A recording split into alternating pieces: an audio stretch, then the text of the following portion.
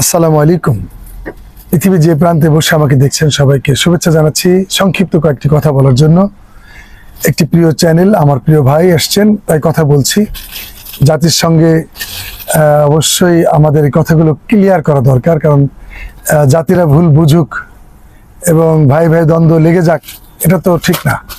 কারণ চারিদিকে যেখানে ফিলিস্তিন, কাশ্মীর, বিভিন্ন জায়গায় মানুষ মার খাচ্ছে, আমরা তো সেইগুলো নিয়ে চিন্তায় বাঁচি না। তারপরে আমরা এই গানটা কেন গিয়েছি, কারণ ইদানিংকালে আপনারা লক্ষ্য করেছেন আহমদুল্লাহ সাহেবকে নিয়ে বিভিন্ন রকমের ট্রল হচ্ছিল, বিভিন্ন ভণ্ডদের নানান রকমের উৎপাত। বাংলাদেশের সবচেয়ে বড় বিজ্ঞ আলেম যারা, তার ভিতরে আহমদুল্লাহ বেস্ট আলেম, যাকে আসলে কোনো কেউ কখনো তাকে নিয়ে প্রশ্ন করেন না। সেই আলেমের বিরুদ্ধে যখন দেখলাম দেশব্যাপী একদল পীর, একদল আকাবেরের নাম দিয়ে ভণ্ডরা, যেখানে তারা যে দুঃসাহসিক তারা যে অপপ্রচার করে যাচ্ছিল, এই উত্তরে আমি আমার এই গান গেয়েছি। কারণ আমার এই গানটা ছিল এই পীর ভণ্ড, পীর আকাবির যত ভণ্ড আছে এই পৃথিবীতে, আমি কোনো ভণ্ডের পক্ষে কোনো কথা বলতে পারি না, আমরা গান গাইতে পারি না। আমাদের সব গাওয়া হবে অলি আল্লাহর পক্ষে, এই দেশের পক্ষে, দেশের মানুষের জন্য, ইসলামের পক্ষে। ইসলাম ভ্রাতৃত্ব বন্ধন যেভাবে আমাদের আঁকড়ে ধরবো, আমরা আল্লাহ রজ্জুকে শক্তভাবে ধারণ করো, পরস্পর বিচ্ছিন্ন হয় না, সেই কথাকে আমরা সম্মান করে, রাব্বুল আলমিনের সেই ঘোষিত কথাকে আমরা চিন্তা করে আমরা সব ভাই যেন একত্রে থাকতে পারি, এই কথাই বলতে চাই। পৃথিবীর মানুষরা যতই কিছু দুষ্ট লোকেরা আছে যে তারা কিছু ভাইরাল হওয়ার জন্য তারা কিছু আমার বিরুদ্ধে তারা কিছু কথা বলছেন, কিন্তু একসময় আমি জানি তারা ঠিক হয়ে যাবে, কারণ তারা তো আসলে ইসলাম পড়ে না। ইসলাম পড়লে, ইসলামের বড় বড় স্কলারদের সঙ্গে মিশলে, ইসলামকে জানলে বুঝলে, কেউ কখনো কারো বিরুদ্ধে লাগতে পারে না, কারো বিরুদ্ধে কখনো ব্যক্তিগত আক্রোশ দেখাতে পারে না।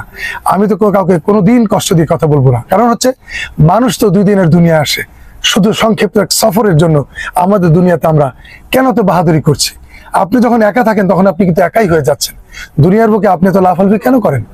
সুতরাং ফিরে আসুন সত্যের পক্ষে, কল্যাণের পক্ষে, দেশের পক্ষে, আলেমদের পক্ষে, আলেমদের ঐক্য। এজন্য আমি বলতে চাই, আলেমে আলেমে বিভেদ এখন, জালেমে জালেমে দোস্তি।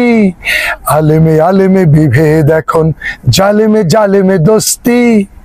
এই যে জালেমে জালেমে দোস্তি, এই সমাজে অসংখ্য মানুষ, আমরা যারা আলেমরা কাদা ছড়ি করছি, কিন্তু ঠিকই জালেমরা ঐক্যবদ্ধভাবে দেশকে লুটেপুটে তারা নিয়ে যাচ্ছে। সুতরাং আসুন ফিলিস্তিনের কথা বলি, আসুন কাশ্মীরের কথা বলি, আসুন না মানুষকে কোনো রকম ভাগ না করে, আমার ব্যক্তিগত কষ্ট থাকলে আমাকে ব্যক্তিগতভাবে বোঝান, কিন্তু আপনারা যে ফেসবুকে দিচ্ছেন, বাহাদুর হচ্ছেন মনে করেন? মোটেই না। আমি তো স্পষ্ট বলে দিয়েছি, আমি ক্লিয়ার করে দিয়েছি, আমি আমাদের বিভিন্ন চ্যানেলে আমি কথা বলতেছি, আমার পরিষ্কার ভণ্ডদের বিরুদ্ধে আমার কথা। আমি সবার উদ্দেশ্যে বলতে চাই, আমি যে গান গেয়েছি, যিনি লিখেছেন এবং যিনি সুর করেছেন, আমি শিল্পী হিসেবে গান গেয়েছি। আমার স্পষ্ট কথা হচ্ছে, গানটার মধ্যে কোনো অশ্লীল কোনো বিষয় নাই, এবং এটা কোনো হ্যাঁ, প্রথম কথা শুনেছেন, কে বলেছে তোমার পীর, কি বলেছে আকাবির, এইটুকু শুনলে তারা হবে না। হ্যাঁ, আপনি নেতা যাচাই করার জন্য বলছি, আমি যাচাই করার জন্য বলছি। আপনি যে কোনো ইচ্ছা করলেই আপনি বড্ডালিকা প্রবাহে নিজেকে গা ভাসাতে পারেন না। ইসলাম শিখতে হবে, বুঝতে হবে, এবং সঠিক রাস্তা চললে আল্লাহ রসুলের রাস্তার কথাই বলেছি। এখানে আমার গানের 2 লাইন শুনে আপনি যে বিভ্রান্তি ছড়াচ্ছেন, এটা আপনিও তো ভুল করতেছেন। আপনি আমার 2 লাইনকে অবশ্যই পুরো গানটা শুনে আপনি বিচার করলে আপনি বুঝতে পারবেন যে না, মশিউর ভাই পুরো গানটা শুনলে ঠিক আছে। এই যে যারা আমার পক্ষে কথা বলছে, যে সমস্ত আলেমরা, তারাও আমাকে স্পষ্ট বলেছে, তারা একটা গান 4বার 5বার শুনেছে, তারপরে তারা আমার পক্ষে কথা বলেছে। আপনি কয়েকবার শুনুন, বুঝুন, পুরো গানটার মধ্যে আমরা ঐক্য চেয়েছি। পুরো গানটার মধ্যে ভণ্ডদেরকে ছেড়ে সত্যের পক্ষের কথা বলেছি, কোরআন হাদিসের কথা বলেছি।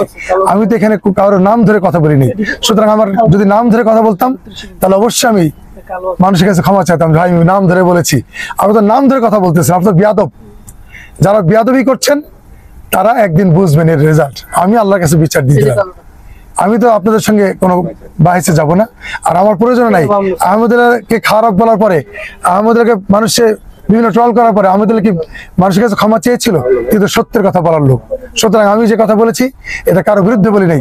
যদি বিরুদ্ধে বলে থাকি, আমাকে ধরেন। কোন একটা পীর এসে বলবে যে আপনি আমাকে খারাপ বলছেন, কোন একটা আকাবির বলতে পারবে যে আপনি আমাকে খারাপ বলেছেন। নিশ্চয়ই পীর আকাবিরদের ব্যক্তিত্ব আছে, তাদের উদ্দেশ্যে আমার কোনো কথা না। যারা রিয়েল পীর এবং আকাবির, তাদেরকে আমি শ্রদ্ধা করি। আমি ছোটবেলা থেকে মক্তবে কোরআন হাদিস পড়েছি না, আমি কি কোরআন শিখি নাই? আমি আমার আব্বাকে আমার মক্তবে পাঠাই নাই? সুতরাং মক্তবে গিয়েছি, ছোটবেলা থেকে কোরআন হাদিসকে আমার আব্বা যতটুকু পেরেছে আমাকে চেষ্টা করেছে ইসলামের পথে রাখার জন্য।